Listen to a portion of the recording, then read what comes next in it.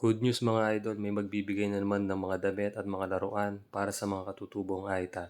Kasama ko siya dyan, taga Santa Rita mga idol. Baka sa linggo siguro, pipick up ko na yung mga ibibigay niya. Shoutout na rin dun sa taga San Matias mga idol.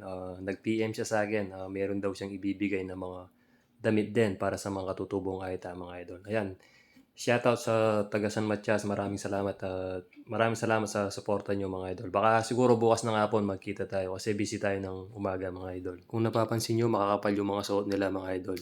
Sila yung mga kasamahan ko na pumunta ng South Korea bilang seasonal farm workers from Santa Rita mga idol. Na-vlog ko na sila dati mga idol yung video na to, kaso yung unang mga ginawa kong mga videos, na-hack yun mga idol, kaya gumawa ako ng bagong page. Yun nga si Mr. Sexy Vlog. Puburahin ko na kasi yung mga video ko ng mga luma mga idol, kaya bago ko siya burahin, ipopost ko na siya. Wala na yata ang kanin. Ang marami nga si. Ay, lagi yan? Oh, wala na. Wala nang kanin? Ganyan na yun. Bago pa ba? Ikaw nato. Tawaran mo ya pare, 8 nun mo. Lain na siya. Lagi niya doon kaya. Nagiinuman kami dyan mga idol. Ito talaga yung gusto ko sa South Korea. Pagka nasobrahan kasala ko. Pero konti lang naman yung ininom namin dyan. Sabay food trip. Kasama ng mga kasamaan mo sa trabaho mga idol. Hindi biro kasi yung trabaho namin dyan mga idol. Buti na lang, umabot kami sa finals. Late na kami dumating dyan mga idol. Pasara na yung tindahan. Kaya wala na silang kanin. Tsaka pagka kukuha kayo ng video sa mga ganyan, kailangan magpaalam muna kayo sa may-ari mga idol. Buti nilang mabait yung may-ari. Sabi niya, okay lang, sige mag-video ka. At siyempre, sigurado may magtatanong dyan kung anong trabaho natin.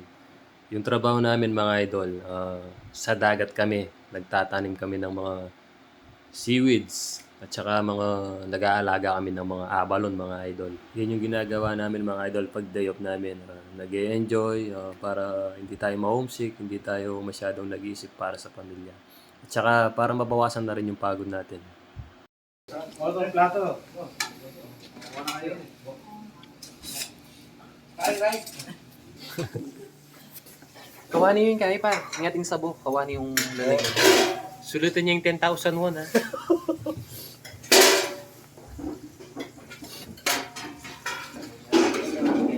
Ayan yung menu nila. Kimchi, adobong dog. 밥 괜찮아? 네. 밥 윤우 너 밥 안 Magda, 먹어? sige ano. 괜찮아요, 괜찮아요. 밥 너. 야, 이 밥 있다 야.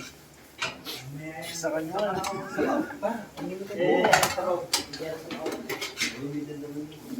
Hoy, pagsabaw ka, basta pagkatatakas ha. Happy birthday to you. Happy birthday.